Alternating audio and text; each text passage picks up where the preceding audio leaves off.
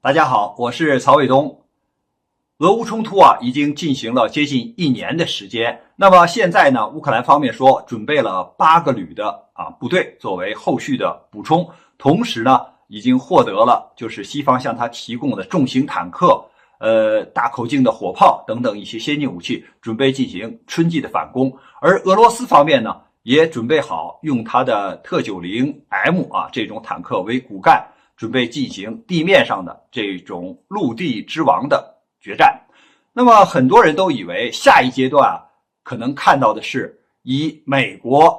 就是埃布拉姆斯这种重型坦克、英国挑战者2坦克，还有德国的豹式2坦克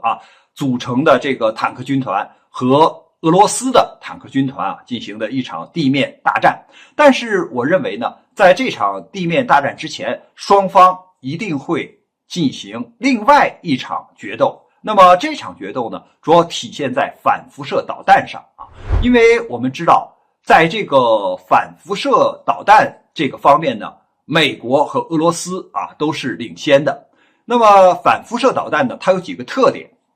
第一个特点呢，就是频带宽，因为反辐射导弹呢，除了跟一般的导弹有相同的地方，比如说有战斗部，有这个火箭发动机，还有这个控制舵，除了这些就是导弹的特征以外，或者是部件以外呢，它还有一个就是专门接收雷达辐射的这么一个导引头。那么这样的导引头呢，可以使它专门有针对性的攻击雷达。那么它的这个频带呢或者工作的频段呢比较宽。像美国的这个哈姆反辐射的导弹当然它就是 AGM88 有 ABCD 几种型号，它的频带是很宽的，从 0.8 到18千兆赫这么宽的一个工作的频段。那么像英国的它的这个反辐射的导弹也是工作频带很宽，从2到20那么这个从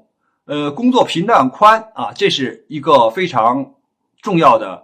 特点。因为你现在雷达的工作频段主要是在这个频段里边，那它就整个都覆盖掉了，只要你使用这个频段工作的雷达，它都可以进行攻击。第二个呢，就是攻击的这种精度，或者是说它的命中概率非常的高。因为它除了就是一般的接连这个制导以外，它还可以进行就是这种导引头的接收因为你雷达一定要有这个电磁辐射，你有这个辐射，它收到你这个信号之后很远，它收到就可以根据顺藤摸瓜这个原理就追过去了，精确的打击。第三个特点呢，就是它的这个速度非常快，还有呢就是它自身的隐蔽性能非常好，因为它自身并没有什么电磁辐射，所以你很难发现它这个是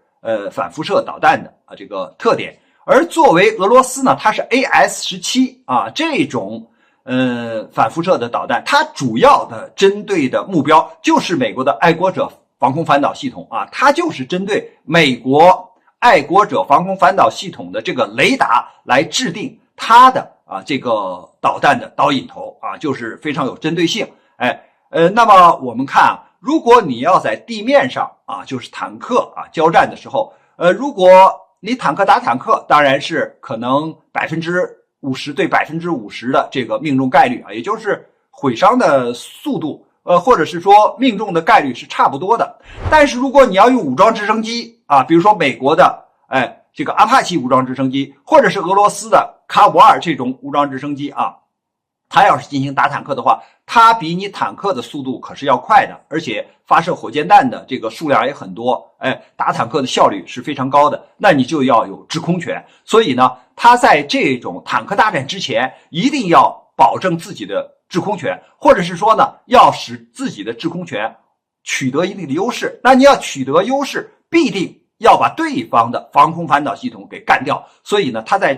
这种作战之前就地面大战之前，或在与此同时，它一定要进行这种就是反辐射导弹的交战。所以我们看到，在就是俄乌冲突啊，如果要发生这种大规模的地面交战之前，一定是会先发生就是双方使用反辐射导弹来攻击对方的雷达阵地，把对方打成聋子瞎子那这样在后续的这个陆战之王的交火中，或在坦克集群的大战中那谁处的这个优势，或者是谁取得的这个战果呀，可能就会更好一些。关于这个话题呢，我们今天先聊到这儿，感谢大家观看本节目，我们下期节目再见。